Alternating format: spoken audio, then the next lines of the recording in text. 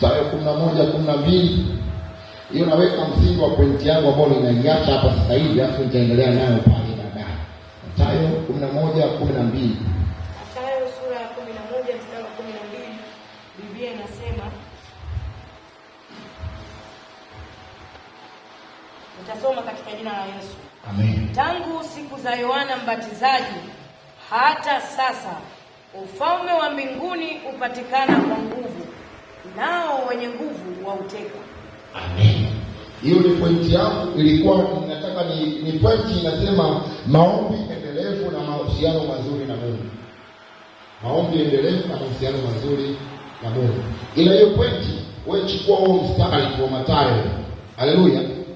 11:12. Hata siku za Yohana Mbatizaji hata sasa ufalme wa Mungu unatekwa kwa nguvu, nao wenye nguvu wanafanyaje? Wanauteka. Ichukue hiyo pointi, alafu sasa tushiti kwenye pointi yetu ya mwisho. Hapo baada ya hapo tutaingia kwenye maombi katika jina la Yesu. Haleluya. Wangapi wana amani na hilo? Wangapi wana amani na hilo? Kuna watu wanaosha mikono. Sasa hao watu si advance kule Mbeya. Mbeya kuna baridi sana. Tuko tunakunywa uji saa 4. Sasa tukinywa uji tunaenda kwenye kipindi kile kinaitwa Cheers. Siku ya Alhamisi. Ukifika pale walimu wanafundisha, mwenyewe anafundisha gani mwanamke anafundisha sauti tatu. Watu wanalala kwa kusema tumeelewa. Unakuta ndio. Haleluya. Sasa mtumishi usitamani kuwa kama wao. Wewe ni twende sawa sawa daka pointi, alafu maisha yaweze kwenda mbele. Tunaenda pointi yetu ya mwisho ambayo baada ya hiyo tunaingia kwenye maombi. Wangapi wana amani na hilo? Amen. Haleluya. Asante. Pointi yetu inasema kumtegemea Mungu katika kila jambo letu. Kama pointi ya mwisho, kumtegemea Mungu katika kila jambo letu. Tunapozungumza kuhusu urejesho wa heshima ya Mungu ni pamoja na kumtegemea Mungu katika kila jambo letu. Kumtegemea Mungu katika kila jambo letu nikimaanisha nini? Kama tunahitaji kurejesha heshima ya Mungu ni pamoja na kumfanya Mungu kuwa ndio kila kitu kwetu. Maisha yetu yawe yanamtegemea Mungu. Tukienda kama ni kwenye kazi zetu zio zinamtegemea Mungu. Yaani kila tukifanyacho kionyeshe picha halisi ya kwamba sisi tunamtegemea nani? Tunamtegemea Mungu. Na tukifanya hivyo lazima turudishe heshima ya Mungu katika jina la Yesu. Haleluya. Na hapa natamani ni kuonyeshe kitu kimoja na kitabu cha Mathayo 11:28. 11:28. Mathayo 11:28. Mathayo sura ya 11 mstari 28, Biblia inasema, njooni kwangu ninyi nyote msumbukao na wenye kulemewa na mizigo, nami nitawapumzisha. Jina la Bwana libarikiwe sana. Sasa ninapozungumza kwa habari ya kusema njooni kwangu, nilifundishwa kitu kimoja.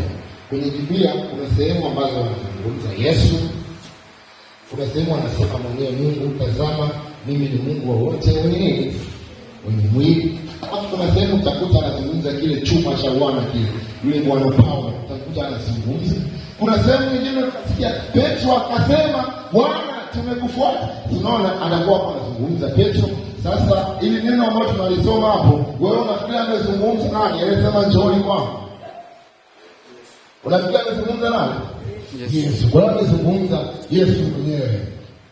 Na kama amezungumza Yesu ya kwamba njooni kwangu wenye kulemewa na mizigo nami nitawapumzisha. Na hajasema tu kulemewa, wenye kuzidiwa na kulemewa. Haleluya. Kwamba una mizigo mingi imekuzidia. Sasa ninazungumza hiyo pointi kulinganisha na nini? Kuna watu tunazungumza urejesho leo.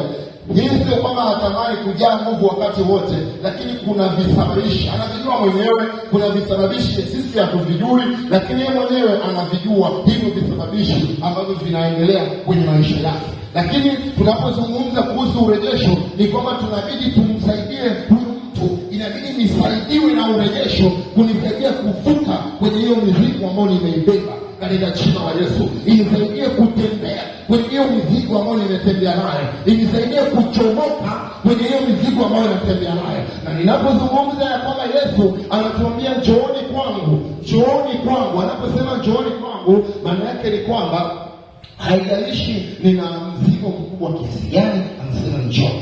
Haleluya. Haijalishi ninaishi maisha ya namna fulani, amesema njoo. Nikapenda sana kaka yangu amesema neno pale mwanzoni ya kwamba je, Bwana angewatazama wale watakatifu tu? Mimi na wewe tungefanyaje mtumishi wa Bwana aliye hai? Je, Bwana angetazama, yaani angeleta hii neema kwa watu fulani tu wa kabila fulani, angeleta neema hii kwa wale ndugu zetu labda Wanyakisa, mimi na wewe ndugu yangu tungefanyaje? Lakini akaileta hiyo neema ambayo aliificha kwa watu wale wenye hekima, akaificha kwa watu wenye vyeo vyao, lakini akaja kuifunua kwangu mimi na wewe katika jina la Yesu. Kwa hiyo anapozungumza kwa habari hiyo ya kusema njooni kwangu, natamani unielewe katika namna moja nzuri sana. Njooni kwangu wenye kulemewa na kuzidiwa na mizigo, nami nitawapumzisha. Kwa hiyo miongoni mwa vitu Yesu anatuita navyo siku wa leo ni pamoja na kutupumzisha, ikiwa ni pamoja na kuturejeshea, lakini pia ni pamoja na kutupumzisha katika haya mambo ambayo sisi tumeshindwa kuyaelewa katika jina la Yesu. Na ninapozungumza kwa habari hiyo ya kurejesha kwenye kipengele cha kuitwa na Yesu na mizigo tuliyo nayo, kumbuka kuna kitabu tulikiacha pale nyuma ya kwamba tangu enzi za kina Yohana hata sasa ufalme wa Mungu huu unatekwa kwa nguvu, nao wenye nguvu ndio ambao wanauteka. Lakini natamani uelewe vizuri, uiconnect. Hebu sema neno iconnect. Natamani uelewe vizuri kuiconnect. Tangu enzi za kina Yohana, tangu enzi zile za kina Musa, tangu enzi za miaka ile, ufalme wa Mungu huo unatekwa kwa nguvu, nao wenye nguvu ndio ambao wanauteka. Sasa Yesu wakati huo anatuita, njooni kwangu enyi wenye kulemewa na kuzidiwa na mizigo, ili niwapumzishe katika jina la Yesu. Sasa kwa kuwa Yesu anatuita, mimi natamani nikuonyeshe kitu kimoja ili unielewe vizuri, mtumishi wa Bwana aliye hai. Jina la Bwana libarikiwe. Mnaomba good luck mara moja na kaka yangu mtumishi.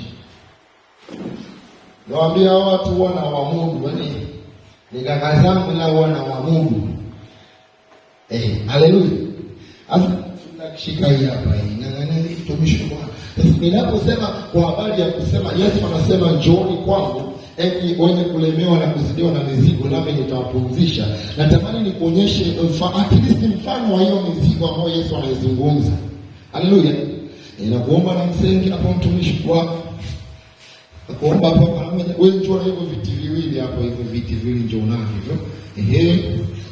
Jina la Bwana libarikiwe sana, mtu wa Mungu aliye hai. Sasa kaka Onesimo nakuomba hapa mwanzoni